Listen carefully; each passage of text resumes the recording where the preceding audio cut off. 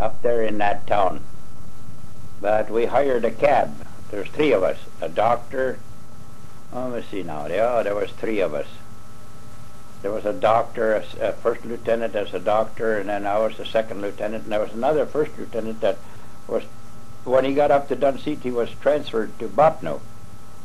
There was a camp on the fairgrounds there. So we didn't stick around for the train the next day. We got busy and hired a cab, and they hauled us up to the Peace Garden. So that is, we just wanted to get going and see what the thing was like when we decided to ride it out in a cab instead of waiting for the train the next day. Train wasn't too hot in the first place. Minnesota in the fall. We were 25 miles northwest of Deer River. So I was with the company when we building the first dam, or the first and only dam in the Peace Garden. So that is, that dam, by the way, is still there too, and it'll remain there for a long time, I guess. So there's a piece of history there that will go down for the last probably more than my lifetime. We were transferred to Minnesota, 25 miles northwest of Deer River, by a little town by the name of Inger. On December 4th, 1934, I was ordered to another 6 months of duty in the Civilian Conservation Corps, which is, I was getting $105 a month. And our ration allowance was 8 cents a day. And I paid $5 a month for a place to sleep. I had to hire an orderly, and I had to pay the orderly more than it cost me for my room rent.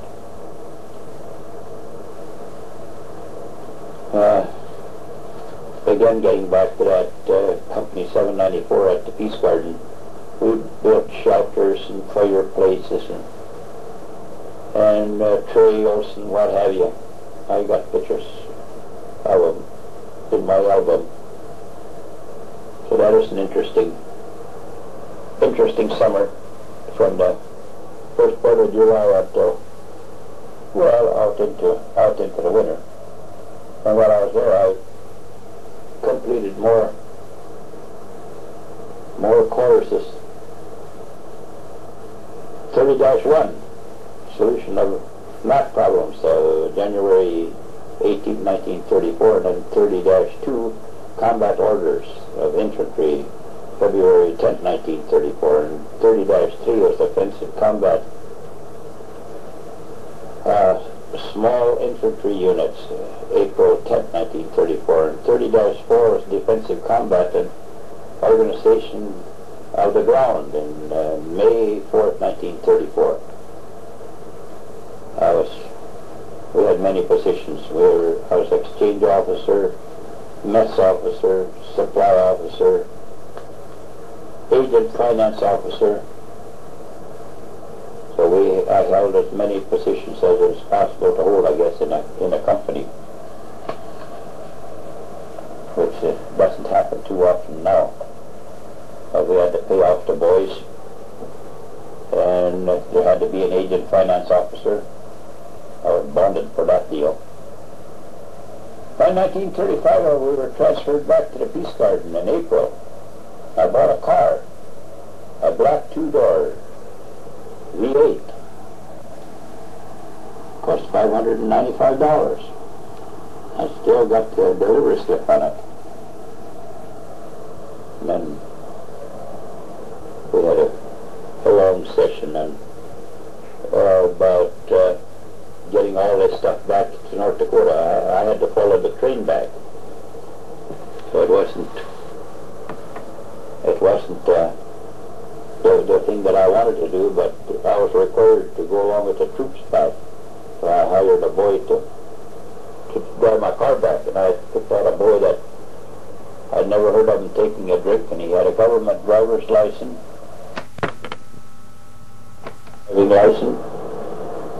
and I was sure that he'd bring it back okay to Dunseith. But he had misfortunes on the way. And I got up when I stopped at the depot at Dunseith. He met me with tears in his eyes, and he said, "I smashed your, Lieutenant, I smashed your car up." And of course that didn't make me too happy either. I was just about ready to cry too, because I'd taken pretty nice care of it.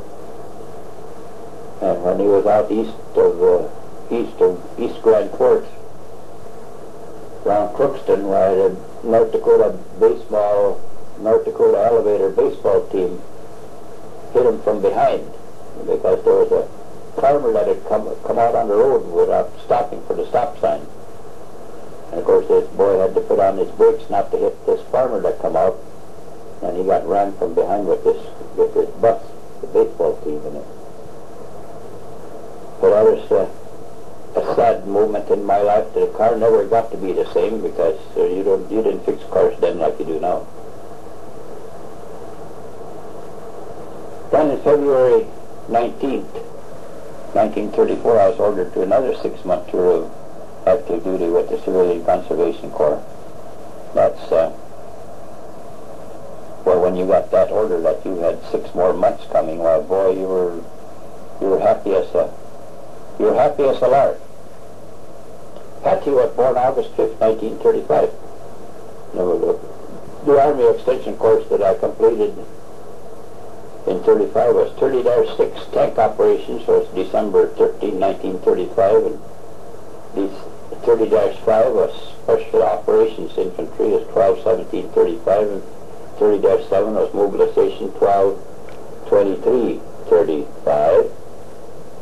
30-8, Signal Communication for all arms and services was 12-31-35, and 30-9 was Training Management, 12-31-35. Some of them have the same dates because I hung on to them and shipped them all in one envelope. Then in 1936 I was promoted to a first lieutenant. On January 9th, 1936, I enrolled in Ockers Business College in Grand Forks. January 7th of 1936. Donald and Patsy were baptized June 17th, 1936. Completed the Army Extension courses as follows: 20-3 Close Order Drill, November 25th, 1936, and 20-9 Care and Operation of Motor Vehicles is December 5th of 36. Gene, my brother, was confirmed by Reverend Overbo on November 1st, 1936. Well, getting back to the Ockers Business College, I don't remember just exactly the course. I had bookkeeping and English, rapid calculation. I think I had about 5 subjects.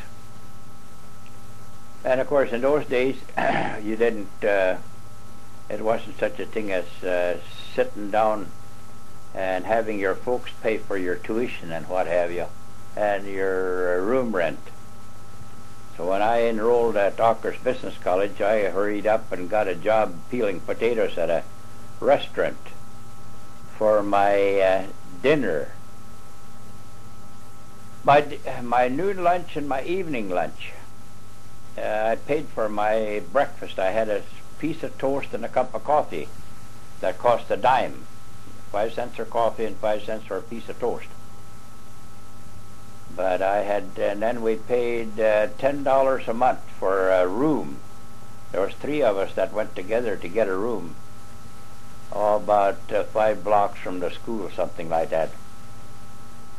Down on, I think the street name was Cottonwood. Yep, it's so long ago that it's kind of hard to remember all these things. But that is the big problem in those days, was to get to the best place that you could earn your room and board if you could. So I got a chance to peel potatoes at a hamburger shop.